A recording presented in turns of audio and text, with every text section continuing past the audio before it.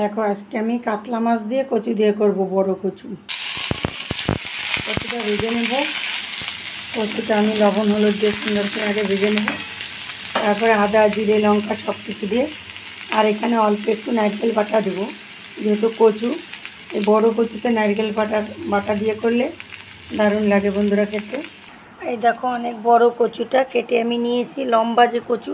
আর এই দেখো ডেগেগুলোও আমি নেব। এই যে কচু ডেগেগুলো আলাদা করা হবে, এটা শাক হবে কচুর।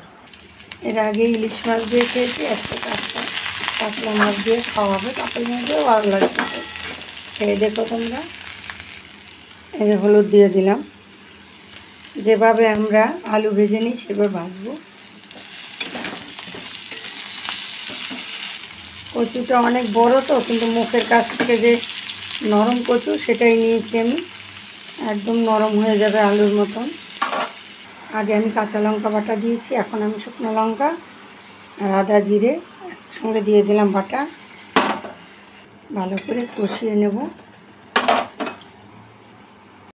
ঝোলটা ফুটে গেছে, এখন আমি এই যে কাতলা মাছগুলো দিয়ে দেব, কারণ অল্প করেই করছি তরকারিটা আমি তোমাদের দেখাবার জন্য।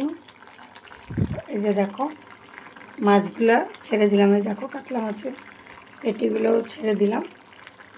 অনেক বড় দেখো মাছগুলো, কাতলা মাছটাও বড় ছিল, বেশি ঝোল রাখলাম না।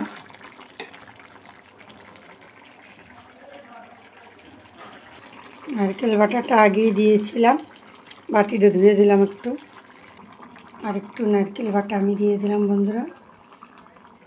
এই হাফ কাপের মতো নারকেল, মানে 4 চামচের মতো নারকেল বেটে দিয়েছি। কচু দিয়ে নারকেল দিয়ে করলে বেশ ভালো লাগে। হয়ে গেছে, আমি নামিয়ে নেব। এই দেখো বন্ধুরা, হয়ে গেছে আমার কচু দিয়ে কাতলা মাছের ঝোল। এই দেখো, আমি যেহেতু কাঁচা লঙ্কা দিয়েছি অর্ধেক আর শুকনো লঙ্কা দিয়েছি 2-3টে, আর এখানে নারকেল বাটা দিয়েছি, তাই এরকম সাদা সাদা। তো ভিডিওটি কেমন হয়েছে জানাবে। ভিডিওটি ভালো লাগলে লাইক কমেন্ট শেয়ার সাবস্ক্রাইব করে আমার পাশে থাকবে বন্ধুরা।